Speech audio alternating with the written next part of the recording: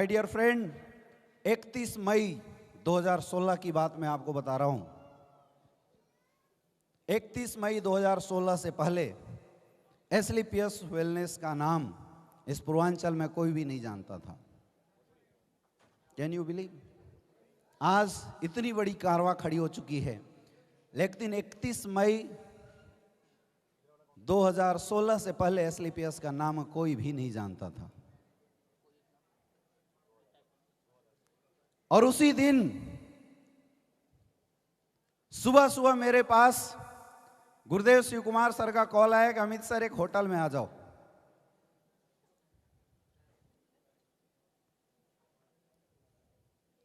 संकट मोचन के सामने एक होटल है, उसी होटल में मीटिंग हो रही थी।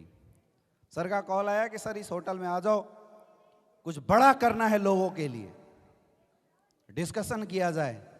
और जब मैं गया तो वहां पे हमारे महागुरु महिपाल सर मौजूद थे।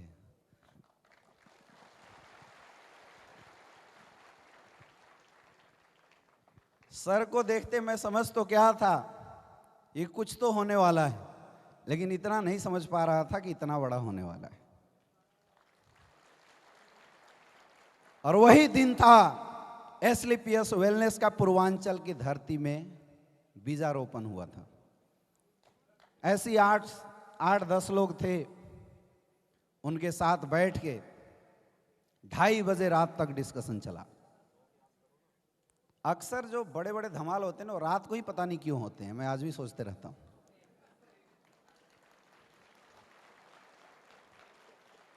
और अपनी कंपनी में भी आपने देखा, प्रणव सर भी बता रहे थे, मुझे पकड़ के रात में प्लान बताया गया। रवि जी भी बता रहे थे, मुझे पकड़ के रात में प्लान तो बताया गया। तो जितने बड़े बड़े धमाके हुए रात में ही होते हैं। यस या नो? एसलीपीएस का भी बीजारोपण रात को ही हुआ था। मेरे दोस्त, तब बहुत मुश्किल था यह विश्वास करना कि इस इंडस्ट्री में करियर बन सकती है, क्योंकि कंपनी बहुत छोटी थी। 7 प्रोडक्ट कंपनी का टॉप अर्नर शायद 15 लाख 20 लाख रुपए कमाया था। यहां तो 15 लाख 20 लाख रुपए कमाने वाले तो अभी आएंगे स्टेज पे, आपको समझ में आ जाएगा। लेकिन उस समय कंपनी का टॉप अर्नर 10-15 लाख रुपए कमाया था। अब आप खुद बताइए, उस समय विश्वास करना ज्यादा मुश्किल था या आज? उस समय, क्योंकि उस समय कोई अचीवमेंट नहीं थी, प्रोडक्ट की कोई रिजल्ट नहीं थी। किसी को हम प्रोडक्ट देने जाते थे, कोई पूछता था भाई प्रोडक्ट की रिजल्ट है क्या, तो हम उधर चंडीगढ़ साइड का कोई रिजल्ट निकाल के वीडियो दिखाया करते थे। हाँ जी है, तो बोला पूर्वांचल में, बोला अभी ट्राई कर रहे हैं हम लोग, अब रिजल्ट आएगा। लेकिन वो बोलते हैं ना कि बनारस की धरती कुछ अजीब ही है, यहां बाबा का आशीर्वाद कुछ अजीब ही है। यहां सच्ची दिल से, सच्ची आत्मा से अगर ऊपर वाले से कोई किसी भी प्रकार की मुराद मांगता है तो पूरा जरूर हो जाता है। और हम लोगों ने उस समय एक सोच के साथ इस बिजनेस की स्टार्टिंग करी थी कि हे बाबा, ऐसा ताकत देना इस पूर्वांचल में जहां लोग नेटवर्क मार्केटिंग इंडस्ट्री को लेके निगेटिव हैं, 15 साल 16 साल से गिट्टे पट्टे मर रहे हैं, एक ताकत देना कि हम लोग इस अच्छे प्लेटफॉर्म के माध्यम से उनकी कैरियर में बदलाव कर सके। और मुझे लगता है शायद इसीलिए बाबा विश्वनाथ ने एसलीपीएस वेलनेस का प्लेटफॉर्म गुरुदेव महिपाल सर के माध्यम से यहां पे भेजा था। और काशी में तो चमत्कार शुरू से ही होता आया है।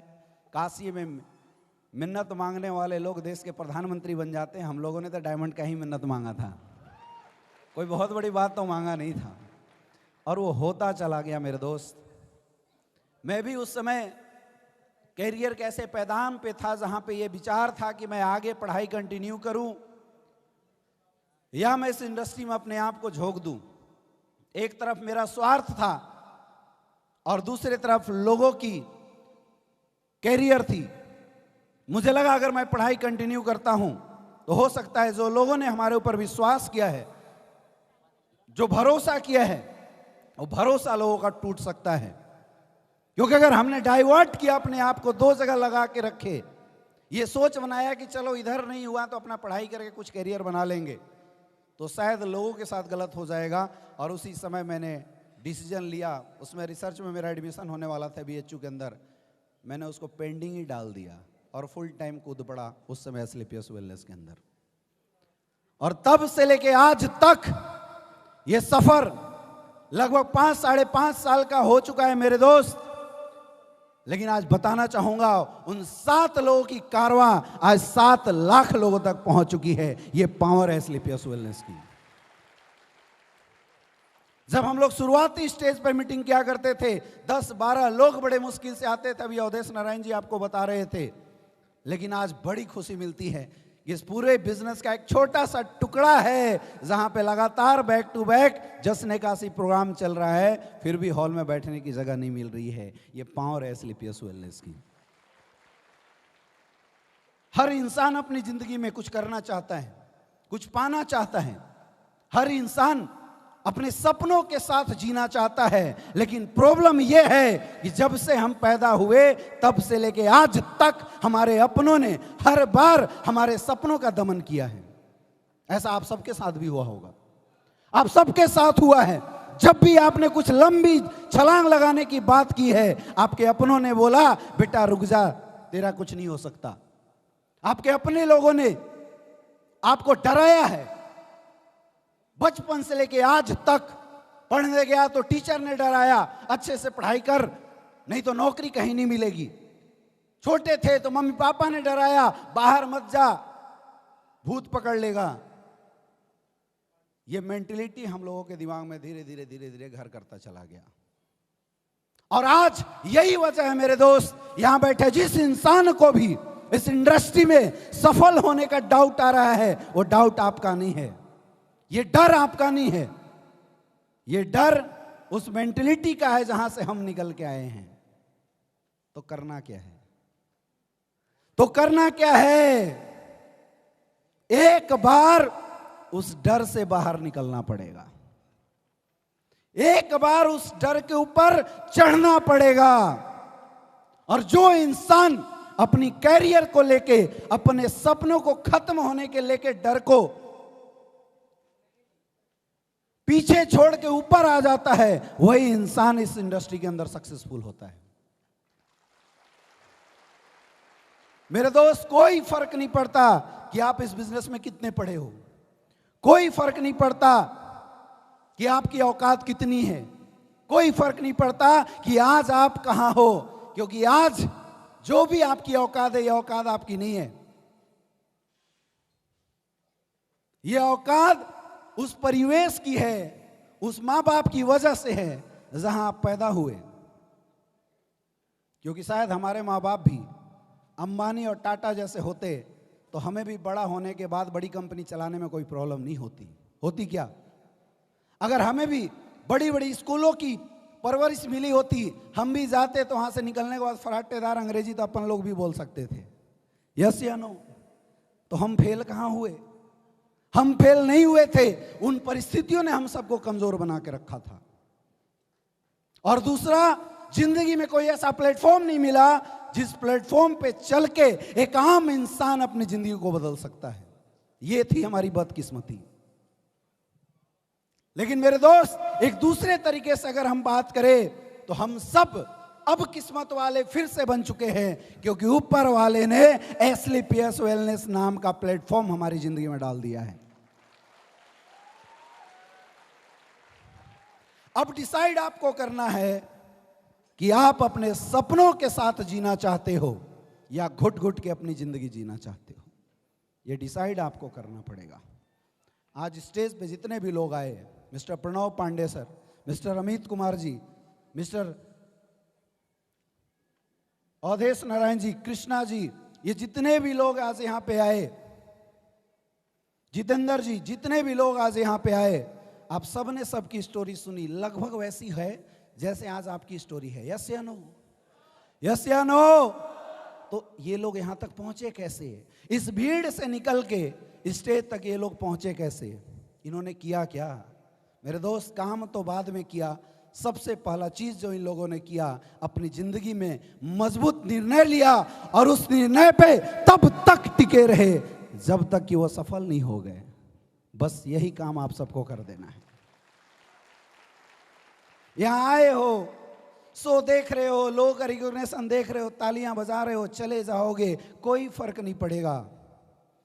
अरे फर्क तो तब पड़ेगा कि शो में किसी एक इंसान को देख के अपनी छवि उसमें देख के जाना, और जब यहां से जाना एक आग लेके जाना कि अगली बार जब जश्न काशी होगा उसमें आप भी स्टेज पे बैठ के अपनी डायमंड रिकॉग्निशन करा रहे होगे। क्या ये आग जल सकता है? कितने लोगों के अंदर? सारे लोगों के अंदर जल सकता है। तो उस आग को बार बार बोल के निकालना पड़ेगा।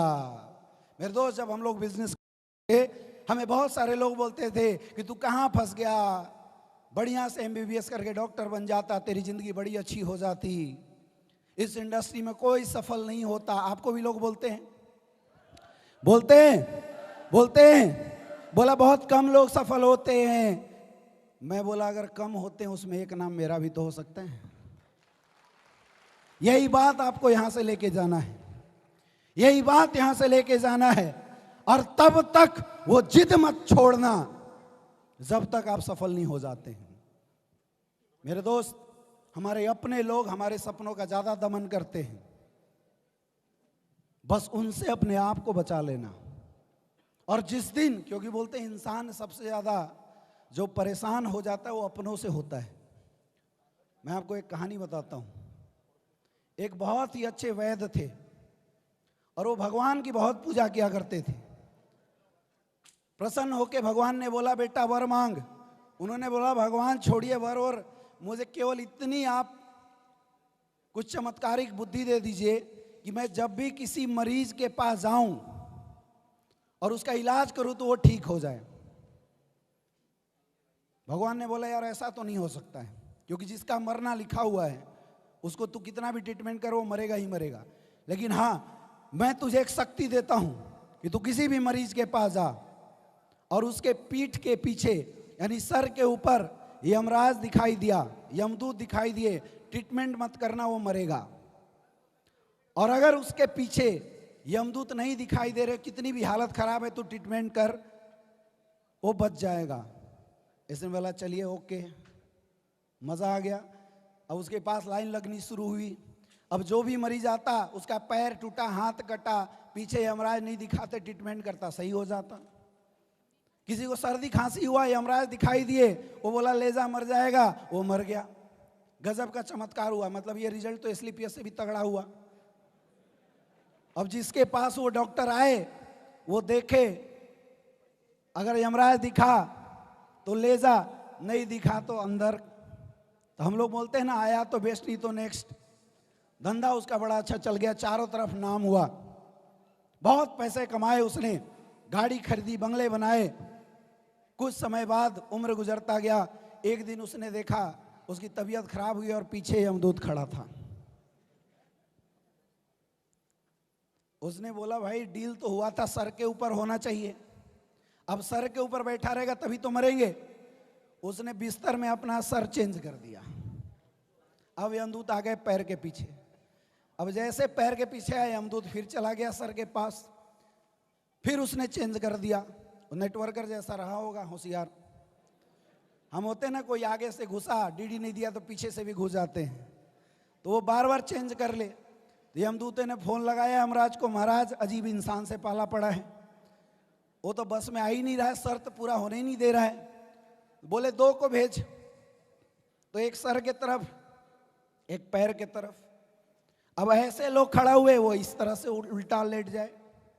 अब फिर दोनों इधर आए, फिर इधर लेट जाए, फिर परेशान। फिर फोन लगाया गया, महाराज 2 आइटम और चाहिए। तो टोटल 4, एक इधर एक उधर एक इधर, तो वो शीर्षासन कर लिया। अब आओ, अब कहां खड़े रहोगे? और ये हरकत उसकी घर वाले देख रहे थे। जब ये कार्यक्रम चल रहा था उसके घर वाले देख रहे थे। उन लोगों ने, क्योंकि उनको तो यमदूत दिखने नहीं थे, यमदूत तो इसको दिख रहे थे। वो देखे कभी बुढ़ा इधर हो जाए, कभी इधर हो जाए। लास्ट में शीर्षासन जब करने लगा, घर वाले बोला पकड़ के बांध नहीं तो पागल हो जाएगा। और घर वालों ने पकड़ के उसको खाट में बांधा और सारे यमदूत सर के पास पहुंच गया यमराज के पास। बोला क्यों वैद्य जी, आप बड़े होशियार बोल रहे थे। बोले महाराज आपके यमदूतों की क्या औकात कि मुझे उठा के ले आते, वो तो मेरे घर वालों ने ऐसी की तैसी कर दी। तो सबसे बड़ी जो समस्या आती है ना, वो घर वालों के तरफ से आती है। मैंने जब इस इंडस्ट्री में काम शुरू किया तो मैंने अपने डैड को बताया कि मैं एमबीबीएस ही कर रहा हूं, मैं छोड़ा हूं, ये मैंने बताया ही नहीं। अब उनसे कौन लड़ने जाए, यस या नो। हालात ऐसी थी कि जब मैंने होंडा सिटी गाड़ी ली तो हम गांव में जब गाड़ी लेके गए तो गांव वालों ने हल्ला किया, बड़ा डॉक्टर बन गया होगा इसलिए होंडा सिटी गाड़ी से घूम रहा है। मैंने जब जगवार लिया तब लोगों का डाउट, लोग सोचने लगे बड़ा सर्जन बन गया होगा इसलिए जगवार लेके घूम रहा है। मेरे दोस्त, गलती घर वालों की भी नहीं है, एक्चुअल हमारे और आपके घर वाले आज तक जिन कठिनाइयों और जिन मुश्किलों से दबे हैं, पले बढ़े हैं, उन्होंने आज तक ये सोचा ही नहीं था कि हम भी करोड़पति बन सकते हैं, हमारी जिंदगी भी बदल सकती है। ये तो शुक्र मनाओ इस प्लेटफॉर्म का जिसने हम सारे लोगों के अंदर एक सोच डाल दिया है। और मेरे दोस्त, मैं बताना चाहूंगा यहां बैठा हर इंसान खुद किस्मत वाला है, क्योंकि आज करोड़ों ऐसे लोग हैं जिनको आज भी एस्क्लेपियस वेलनेस के बारे में पता नहीं है।